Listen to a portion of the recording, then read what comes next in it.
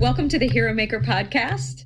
I'm Andrea Schreeman, writer-director EP, living in LA. I'm Jennifer Morrison, and I currently serve as the Commissioner of Public Safety for the state of Vermont. We are here to seek out and tell the full story of our friends who were murdered in college, Rachael Raver and Warren Fulton III. We really need to make sure that their deaths were not in vain and that every possible lesson and improvement for the system can be squeezed from the retelling of the circumstances that ultimately led to the identification of their killer.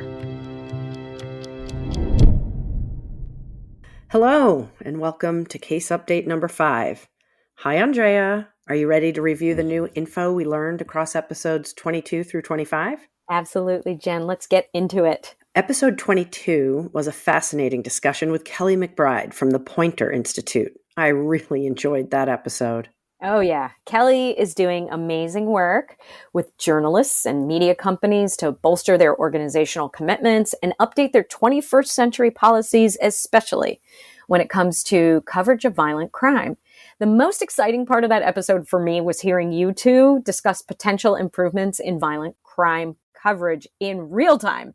Specifically, I got really excited. You were talking about bringing 3 stakeholders, public safety, public health, and the media together immediately following a crime to improve the way that it's shared with the community. Yeah, we all have a similar goal of informing the public and strengthening community resilience, so it makes sense and it's very exciting.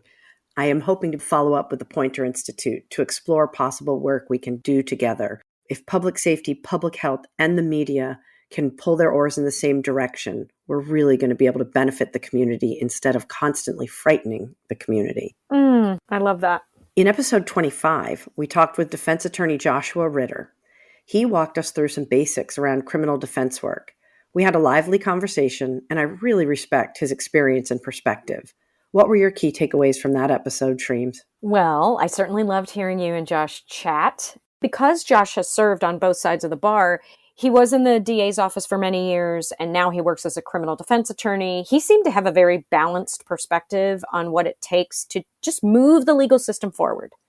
Not necessarily going to trial in every case, especially when guilt is evident, and also moving things forward as a way to minimize re-traumatizing victims. Oh yeah, I loved how he brought up that in the military, as a JAG attorney, you end up serving both as a defense lawyer in some cases and as a prosecutor in other cases, which prevents lawyers from getting entrenched in their perspective of the system. That's a magic wand fix that I'm all for in our justice system. But Josh brought so much more as he helped prep us to meet with Prieto's actual defense team. That should be a good one. Looking forward to that.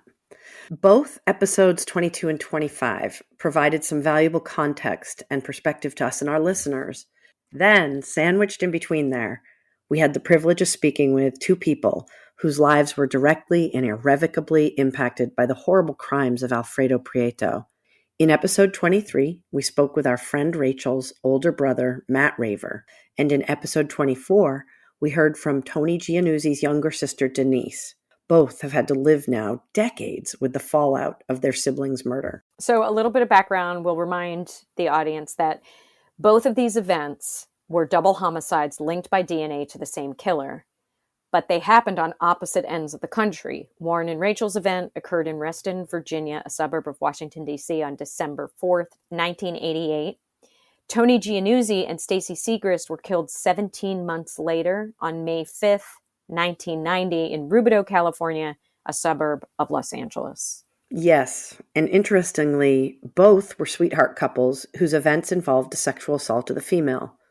There is some speculation that there were other perpetrators present during Stacy and Tony's homicide, which would likely be due to Prieto's participation in the West Coast gang known as PNS, or Pomona North Side. So Jen, this aspect of the killer's gang affiliation comes into play in all of the West Coast murders, but seems to have had less of an impact on his actions while he was operating on the East Coast. Yeah, there's a strong distinction we can draw between East and West Coast events. There's been no evidence to the contrary that Prieto acted alone in his Virginia murders, yet in all the California cases, there has been speculation or proof that he was operating with at least one or more accomplices. Accomplices is something that we haven't gotten deep into yet, but I will tell you, in my research, I have been able to come up with some of their identities and have even located one of them on what used to be known as death row in California, but is now referred to as being condemned since California doesn't execute death row prisoners anymore. Wow, that would be a very interesting interview for sure. I have reached out to prison personnel, and I did find, believe it or not, a personal email for that prisoner, but haven't heard back from either one. Oh, I have no doubt you'll do your best to make that happen. But back to Denise and Matt. They were both extraordinary guests who brought a courage and openness in their conversations with us that was admirable. And they also brought raw emotion. I was struck by how strong those emotions were over 30 years later. Matt shared that losing his sister to violent crime at such a young age was life-changing. He had recently graduated college himself and was in flight school in Florida when Rachael was taken from us. He talked about how at first her death completely derailed his life. He dove into her homicide investigation, traveled to Queens where her car had been ditched by the killer, and plastered the neighborhood with posters. Yeah, he didn't just put posters up everywhere. He wrote personal notes to the killer on many of those posters. This is really best retold by Matt in episode 23, but he told the killer on the posters things like, "We will find you. We will not rest. I will watch you die," etc. Oh, yeah. Yeah. And in those early years, when there was little information about the killer's identity, Matt was in regular contact with the detectives. He even befriended Jim Mowat, who Matt describes in detail. And he also shares that he was able to make contributions to his sister's murder investigation. For example, he discovered evidence. Like on Rachel's grave less than a month after her death. Yeah, that was a very chilling story. He was a really great storyteller, and it's a great episode. One of the things I really appreciated about our conversation with Matt, he emphasized that although he was deeply involved for many years, both in the immediate investigation and during the cold case investigation, what ultimately solved the case and led to the jury sentencing Prieto to death in Virginia was science, DNA evidence, and also a lot of people doing an airtight job with their piece of the justice system. Andrea, you probably remember how minute he got as to the woman who entered the DNA. She did her job right, and therefore the chain of title. Yeah. Everybody. Yeah. Collecting the evidence, everything. Yeah, he acknowledged many hidden heroes in his episode. We also learned some specific details from Matt about Tina Jefferson's case and heard more evidence from Matt that indicated Rachael had been stalked prior to her death. He also described a series of phone calls to various members of his family after her death. And Matt shared several stories from his personal experience that illuminated his commitment to finding Rachel's killer and his emotional journey of living with that loss. Yeah, I would say Matt's episode is an excellent listen for anyone who has dealt with or is dealing with the violent loss of a loved one. He was generous. He was transparent with the many emotional spaces that he's lived through, even the impact of that on his small family, his wife and his kids. I agree. That episode could definitely be helpful for others. He doesn't sugarcoat the difficulties, but it does end up on a hopeful note. One of Matt's messages to other families is never give up. Yeah. Thank you, Matt. So in episode 24, we met with Denise Giannuzzi. That episode was a little bit of a departure for us. I actually drove a few hours to go meet and visit with Denise. We met in Riverside County, and the episode takes place on location as she files an official request with the sheriff's office for her brother's case file. Episode 24 was really unique, and it was an intimate episode.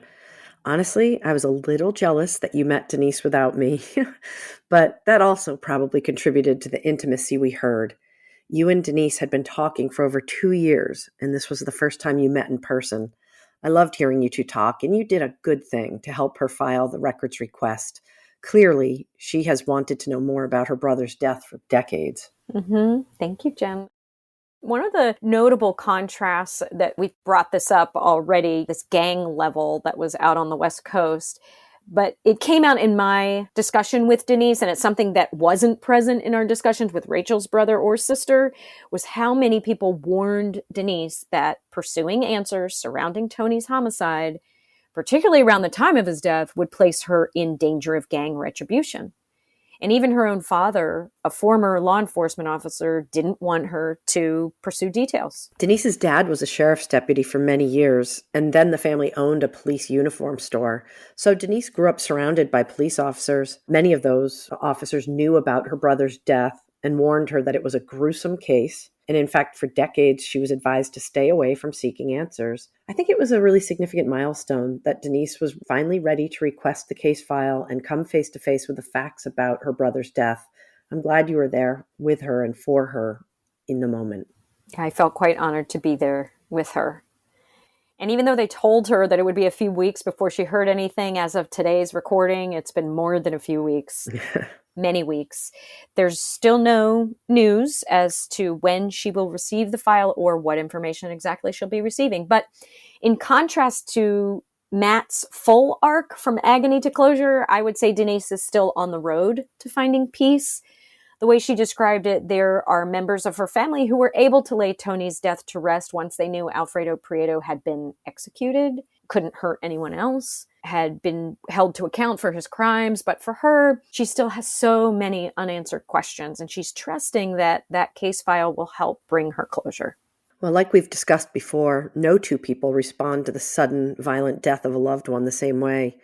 Denise has been on her own unique journey.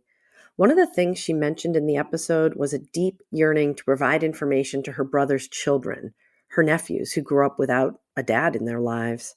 At the very least, whatever information she's able to uncover, we hope will give her the ability to provide answers for her nephews. I'm not sure that's true that they didn't grow up with a dad in their lives. I think her sister-in-law is remarried, but they definitely did not grow up with their biological father. Yeah. And yes, I imagine being able to provide some information for them will be a great opening for their relationship and bring some comfort.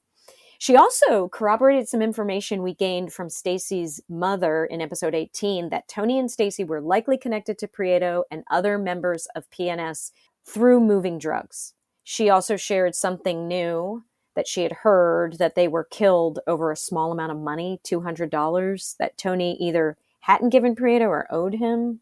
That's really sad, but not surprising, given what we know about this killer's prior acts. And I do want to add that one of the ways Denise thought losing her brother at such a young age had impacted her positively is that she quickly became that person who friends and family turn to when they need straight talk and support. Interestingly, both Matt and Denise reflected that losing their siblings had the effect of causing them to grow up quickly. That's right. And Denise talked about being an anchor for her friends and her family, for being known for her street smarts.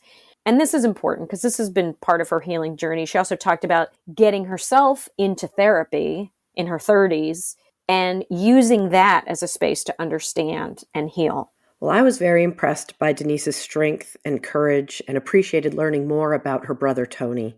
She painted a much clearer picture of him than we had heard before. Yeah, thank you both to Denise and Matt for speaking with us. It's no secret that Jennifer and I have a goal of talking to at least one person who knew each victim of our friend's killer. And this segment helped us bring Tony Giannuzzi and Rachael Raver to life for our audience in a very beautiful way. We appreciate you sharing their good deeds and unique personalities, as opposed to only focusing or hearing about the few months or moments leading up to their deaths. I echo Andrea's gratitude to Denise and Matt. Your courage and experiences as survivors was touching for me to hear, and no doubt is impacting our audience as well. Thank you to everyone for being part of the Hero Maker family. And Jen, thank you for meeting me here each week to learn and grow. I'm really loving this time with you. I agree, Andrea. Thank you as well. And to everyone out there, let's all remember to stay safe. And take care of each other. Yeah. Thank you, Vicki Rose Sampson, our beloved sound mixer and editor. Thanks also to producer Michael Doherty, who distributes and markets the show. Thanks to graphic designer Jungleen Bay and sound designer Andy Bill. And thanks to Andrea Schreeman, yep, that's me thanking myself in the third person, who books, produces, and directs the show. Please subscribe to the Hero Maker podcast wherever you listen and take a moment to rate us. It really helps the podcast grow. We're also on Facebook, Twitter, and Instagram at the Hero Maker Pod. If you'd like to collaborate or suggest a guest, please email us at media@theheromakerpodcast.com. The Hero Maker podcast is a production of Prudent Pictures. Thank you so much for listening.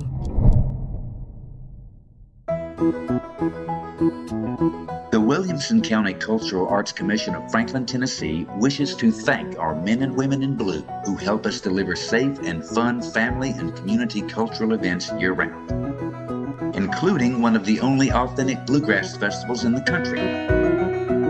Bluegrass Along the Harpeth takes place every July and at the Williamson County Fair in August and at the annual Tennessee International Independent Film Festival. Check out our full calendar of events at wccac-tn.org.